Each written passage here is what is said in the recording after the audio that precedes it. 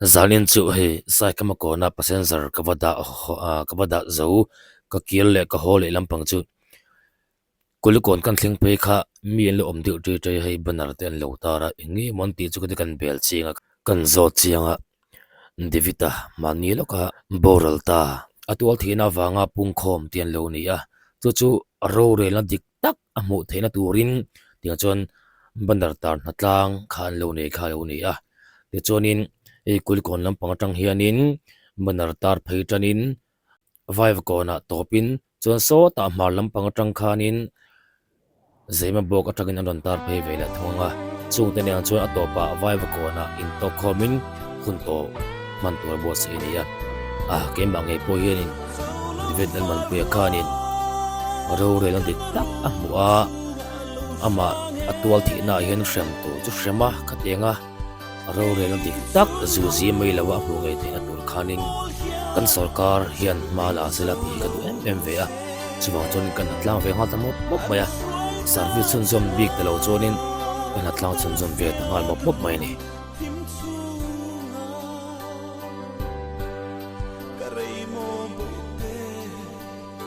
o hianin kulikona chun tar masak ber ni a kong chak lampanga kan ko panga kan kilpeta tu tengen hatlang ka hre big lem lawa ke point an ni pon min big bok hek lawa kong le lama tak chun ka in ta thung de ling zo ka ka vlog ani ti point hre chi in ka hre lawa youtube da tura etia ti ve ka ni ti point hre chi a khel lo mai thei in ta thung ru deu in ta lang ngam se lo sei ka chok ngam se lovin kan tlang ate kan ti ve ro ro chuan tin vlog ve ta mop mai ni bokina banar tar pani na tan zonin thing ko na thing bazar khan mo nan tar ve le a thian mi pui bu thei ngai turin tar ve na sa ke po na tlang ve na sa ni oi ve khom mai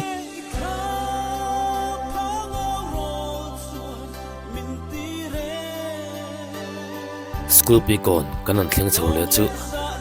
fit berang main ngan lon ve thala boy ve na sa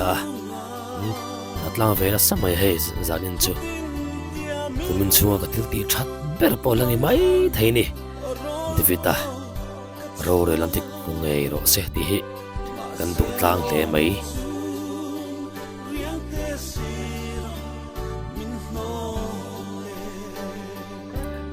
hian ni ka cameraman hi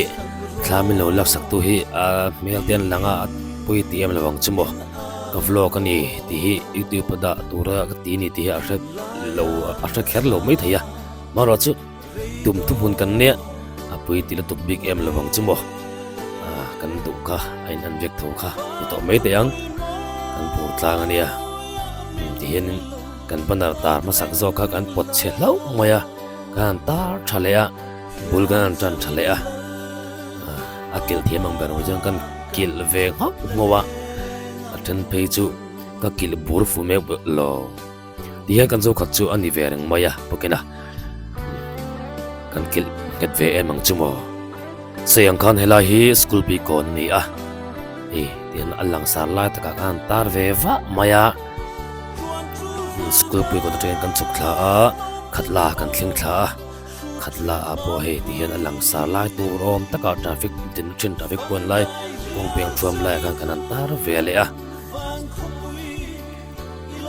tu na kanom na hi tennis court ani a hi tennis court bus ten bul chi kami waiting seat bul akhan kan tar le dona kanan pot pharavel me ka ati chi doin ti takan en chin le vela bye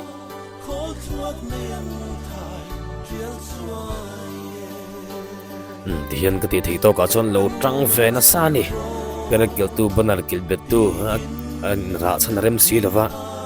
amala n ti hian lo dom kang ve na samaya he lo boy ve khop mai mani to ka lo in ti tang kai ve na sa ni thok phur tlanga zain kan banar tar hian om sia thui tak nei sela a thlen na tur hun dik tak thleng pha sila kan ti te dul em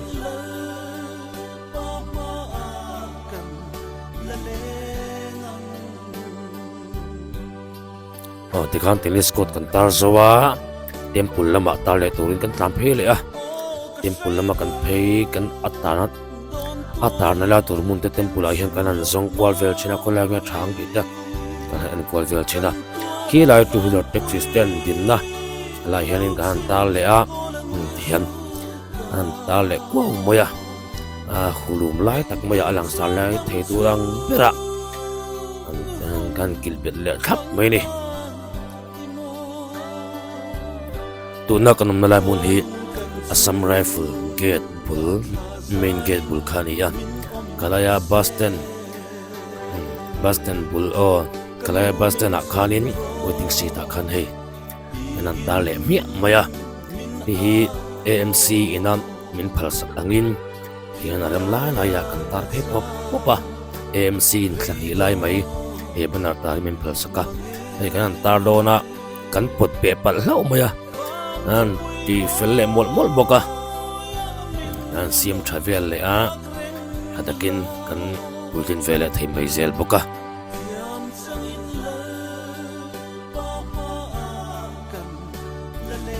bazar bungkon kan thleng phaya helai vela hian tar le kan han tuma atta nala tu rem chang kan an melkan zong kwal vel china kan duang tak mundu du sam om lo wangin zarkot lama kan tlang phei le tatop maya zarkot kan thleng phei chu hei kan thian te mar lampang atanga ron phei ting ten kharin kain fin khom jana group photo te kan han naya helai kan banar ta na lai hi zarkot traffic point zone chia bazar kong hoi lampang chutlang na step pul khalai khan step chunga sangwa in kan han tar fel le at maya hianin hulum lai alun lai tak maya mi mu thei nge turin kan han tar fel le a hi alo mu piang takhanin he kan tar chana hi min khriat pui sala tin sei to angkhanin alo putu tur kan du bertele kan ho tu lian te ti to me tiang sarkar thunei tu lampang te chu temit chu funge sela an beng bo thleng nge sela ti hi kan du tak me vani vai ve kon kan thleng kha ta hian atom la siam lo tu nia banar tan ko lai kan an kwal chile china mo mun mar mu shime chu azau tha maro chu attar tur phun rem sang lai hi kan hu thiam mai lewa kan an zong kwal chin vela thian khilai vai ve kon bazar lu chona step bula te khan kan an tin vel china rem chang thei chi lo dewani khi lampang achak lampang traffic point lama kianin anen le china mun tia kanang kal chhore china achun nge heng am takang bo nan tes le velanga lo rem chang angem achak lam dewa po chunin mun rem chang han ta na tur kan hu mai lo wangin vibe kon akon lai taka thlang lampang tihan thlang lampang si ya khanin an tarta apan le ban thir ban in kara an pot par china lorem chang khop me dain helaya ta kamai hian hei afudon khop maya an pot mar kwal vel china hruin kan thung vel china ni tian a lorem chang khop me helai ti hian in achiang kel kola anak wa khop maya alan polang sar tawa mai ti chon adik tawa mai thianin aizola mun som paruk lai maya tarfel anita tihan vai kona kan top to dona vai kon asom paruk na mun som paruk tar na ni a he pa enga po lo vlog na samaya a phone po anei thai he fi a fai ta khop mai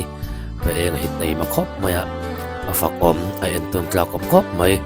ana a chiang i kan ti khopa a fel a tha khop mai pa enga ti hianin azola mun som paruka kantar zota a kantar felta a alo am hle mai luang te kan hun kan bang zo thia maro chu atop an khar dan takhi ka chiang lawa ka ho santa a kan mo dolak owangin devita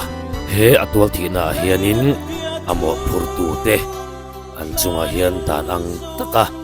ro re la fel tak ro rel na dik tak ken ko lek ko ninge selati hi kan du tak meuk meuk ani e